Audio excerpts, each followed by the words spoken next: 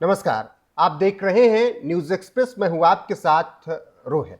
नेता प्रतिपक्ष राहुल गांधी ने अमित शाह को लेकर एक टिप्पणी कुछ वक्त पहले की थी, जिसकी वजह से उनकी मुश्किलें लंबे वक्त तक बढ़ती हुई दिखी हैं। गैर जमानती वारंट भी उनके खिलाफ जारी कर दिया गया था, लेकिन अब राहुल गांधी को बड़ी राहत मिल गई है कोर्ट से, और झारखंड उच्च न्यायालय से कांग्रेस सांसद और नेता प्रतिपक्ष राहुल गांधी को गैर जमानती वारंट मामले में राहत मिली है।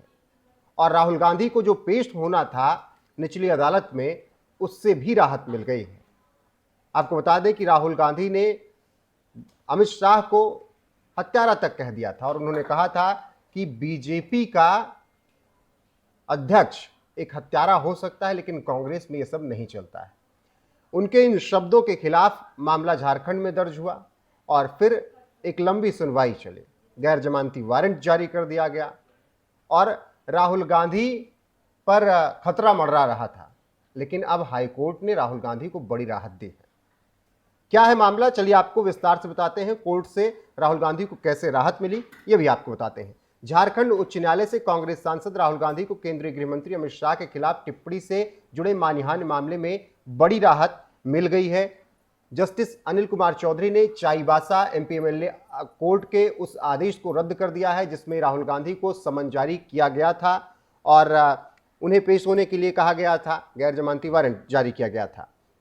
अब कांग्रेस के एक अधिवेशन में राहुल गांधी ने अमित शाह को हत्यारा बताया था। राहुल गांधी के इस बयान के बाद राजनीतिक विवाद खड़ा हो गया था और काफी बवाल मचा था। और ऐसे में चाईबासा से बीजेपी नेता प्रताप कटियार ने राहुल गांधी पर आपराधिक मानहानि का मुकदमा दायर किया था और राहुल गांधी की मुश्किलें इसके साथ ही बढ़ती हुई नजर आई थी। शिकायत में क्या कहा गया था, यह भी जानिए। बीजेपी नेता की शिकायत के अनुसार नेता प्रतिपक्ष राहुल गांधी ने कहा था कि कोई भी हत्यारा कांग्रेस का राष्ट्रीय अध्यक्ष नहीं बन सकता है और कांग्रेस एक हत्यारे को अपना अध्यक्ष स्वीकार नहीं करती है, ना कांग्रेसी स्वीकार करते हैं, ये केवल बीजेपी में ही संभव है। तो ऐसे में उन्होंने अमित शाह को लेकर टिप्पणी की। निचली अदालत में पुनर्विचार के लिए अब याचिका भेज दी गई है। हाईकोर्ट ने मामले को नए सिरे से विचार के लिए निचली अदालत में उसे वापस भेज दिया है। हाईकोर्ट ने कहा, ऐसा प्रतीत होता है कि मजिस्ट्रेट संज्ञान लेते समय सत्र न्यायालय के निर्देशों से प्रभावित थे। आपको बता दें कि राहुल गांधी के खिलाफ कोर्ट का वारंट जारी था, जिससे उनकी मुश्किलें बढ़ रही थी। झारखंड चाईबासा एमपीएमएलए कोर्ट ने पहले अप्रैल 2022 में राहुल गांधी के खिलाफ जमानती वारंट जारी किया था। फरवरी 2024 में तो राहुल गांधी के खिलाफ गैर जमानती वारंट जारी कर दिया गया था। राहुल गांधी को निचली अदालत ने कोर्ट में पेश होने के लिए कहा। बढ़ती मुश्किलें देखने के बाद राहुल गांधी भागे भागे हाईकोर्ट पहुंचे। राहुल गांधी को मिली थी जमानत, कहां पर, यह भी जान लीजिए। मार्च 2024 में उच्च न्यायालय ने उन्हें अस्थायी राहत दे दी थी। चाईबासा अदालत ने 22 मई 2025 को एक और गैर जमानती वारंट जारी किया। राहुल गांधी 6 अगस्त 2025 को अदालत में पेश हुए और उन्हें सशर्त जमानत दे दी गई और वहां पर भी उन्हें राहत मिली है। निचली कोर्ट का आदेश रद्द किया गया। राहुल गांधी को लेकर जो फैसला निचली अदालत ने सुनाया था, एमपीएमएलए कोर्ट के संज्ञान लेने और समन जारी करने के फैसले को राहुल गांधी ने चुनौती दी। इस दौरान उन्होंने तर्क दिया कि निचली अदालत ने अपनी स्वतंत्र न्यायिक सोच का इस्तेमाल नहीं किया। हाईकोर्ट ने इस तर्क को स्वीकार कर लिया और निचली अदालत के आदेश को रद्द कर दिया। यानी राहुल गांधी अब राहत की सांस ले रहे होंगे, क्योंकि निचली अदालत ने गैर जमानती वारंट जारी किया था, उन्हें पेश होने के लिए भी कहा था और ये बेहद मुश्किल था। तो ऐसे में राहुल गांधी के पास ये रास्ता था कि वो हाईकोर्ट जाए। हाईकोर्ट ने राहुल गांधी को राहत दी है और जो समन जारी किया गया था राहुल गांधी के खिलाफ, उस समन को रद्द कर दिया गया है और निचली अदालत को मामला फिर भेज दिया गया है पुनर्विचार के लिए। राहुल गांधी कई ऐसे मामलों में लंबे वक्त से फंसते नजर आ रहे हैं। कोई पहला मामला नहीं है। कई ऐसे बयान, कई ऐसी टिप्पणियां रही जो राहुल गांधी ने तो कर दी, लेकिन बाद में उन्हें कोर्ट में माफी भी मांगनी पड़ी और अपने बयान को वापस भी लेना पड़ा। आरएसएस से लेकर प्रधानमंत्री नरेंद्र मोदी, गृह मंत्री अमित शाह से लेकर भारत पर, आर्मी पर, राफेल को लेकर तमाम बातें राहुल गांधी ने ऐसी कही जिस पर उनके खिलाफ मामला दर्ज होता गया।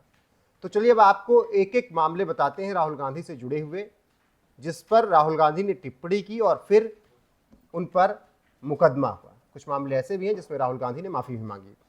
आरएसएस 21वीं सदी के कौरव। राहुल गांधी ने आरएसएस बीजेपी को असली टुकड़े टुकड़े गैंग बताया। भय और नफरत की सियासत करने वाला करार दिया। राहुल गांधी ने कहा था, कौरव कौन थे? मैं आपको 21वीं सदी के कौरवों के बारे में बताना चाहता हूं। वो खाकी पैंट पहनते हैं, हाथों में लाठी लेकर चलते हैं और शाखा का आयोजन करते हैं। भारत के 2-3 अरबपति इन कौरवों के साथ खड़े हैं। फिलहाल हरिद्वार अदालत में मामला चल रहा है। सावरकर धोखेबाज, अंग्रेजों को लिखा माफीनामा। राहुल गांधी के इस बयान पर भी बवाल मचा। राहुल गांधी ने 17 नवंबर 2022 को भारत जोड़ो यात्रा के दौरान ये बात कही कि सावरकर ने अंग्रेजों को माफीनामा लिखकर महात्मा गांधी, जवाहरलाल नेहरू और सरदार पटेल जैसे स्वतंत्रता सेनानियों को धोखा दिया। सावरकर के पोते विनायक सावरकर और शिवसेना शिंदे पार्टी की नेता वंदना डोंगरे ने 2 अलग-अलग थानों में मामला दर्ज कराया। कोर्ट ने राहुल गांधी को फटकार लगाई और जुबान पर लगाम लगाने की तरफ इशारा करते हुए कोर्ट ने कहा कि अनाप शनाप बोलना बंद कर दे राहुल गांधी। सारे चोरों का सरनेम मोदी क्यों? राहुल के इस बयान पर भी बवाल मचा जब राहुल गांधी ने 13 अप्रैल 2019 को कर्नाटक में ये बयान दिया और चुनावी रैली को संबोधित करते हुए उन्होंने ये बातें कही कि क्यों सारे चोरों का नाम मोदी होता है, जैसे ललित मोदी, नीरव मोदी, नरेंद्र मोदी। और इस बयान के खिलाफ बीजेपी नेता पूर्णेश मोदी ने आपराधिक मानहानि का केस राहुल के खिलाफ दर्ज कराया था, जिसमें मोदी समुदाय को बदनाम करने का आरोप लगाया गया। इस मामले में 23 मार्च को सूरत की एक अदालत ने राहुल गांधी को 2 साल की सजा सुनाई थी। इसके बाद राहुल गांधी को लोकसभा की सदस्यता छोड़नी पड़ी थी, हालांकि बाद में बहाल हो गई जब मामला पलटा। गौरी लंकेश के मर्डर में आरएसएस का हाथ। राहुल गांधी ने गौरी लंकेश की हत्या के 24 घंटे बाद मीडिया से बात करते हुए कहा था, देश में जो भी भाजपा और आरएसएस की विचारधारा के खिलाफ बोलता है उसे दबाया जाता है, पीटा जाता है और यहां तक कि उसकी हत्या करवा दी जाती है। राहुल के खिलाफ मामला दर्ज कराया गया। आरएसएस ने मंदिर में घुसने नहीं दिया। राहुल गांधी ने 14 दिसंबर 2015 को राष्ट्रीय स्वयंसेवक संघ पर आरोप लगाया कि असम में उनको एक मंदिर में दर्शन करने से आरएसएस ने रोक दिया। महिलाओं को आगे लाकर खड़ा कर दिया गया और कहा कि आप मंदिर के अंदर नहीं जा सकते। मैं पूछता हूं कि ऐसा करने वाला आरएसएस होता कौन है? इस मामले में आरएसएस कार्यकर्ता अंजन बोरा ने मामला दर्ज कराया, जिसकी सुनवाई गुवाहाटी कोर्ट में चल रही है। राफेल डील में चौकीदार चोर है। राफेल डील के मामले पर सुप्रीम कोर्ट के फैसले को गलत तरीके से चौकीदार चोर है बयान से राहुल गांधी ने जोड़ दिया था और इस पर खूब कैंपेन भी 2019 के लोकसभा चुनाव के दौरान उन्होंने चलाया था। कोर्ट ने इस पर सख्ती बरती तो राहुल गांधी माफी मांगते हुए नजर आए। कोर्ट ने इस माफी को भी अपर्याप्त माना और राहुल को भविष्य के लिए चेतावनी दी कि इस तरीके के कृत्य न किए जाए। तो ये कुछ बड़े मामले रहे पिछले कुछ सालों को, जिसमें राहुल गांधी ने बयानबाजी तो कर दी जोश जोश में आकर, लेकिन उन पर एक के बाद एक मुकदमा होता गया और जिस तरीके से सावरकर को वो माफ़ी वीर बताते रहे उसी तरीके से वो भी माफ़ी वीर निकले, जब कई मामलों में वो कोर्ट के सामने हाथ जोड़कर माफ़ी मांगकर बचते हुए नजर आए।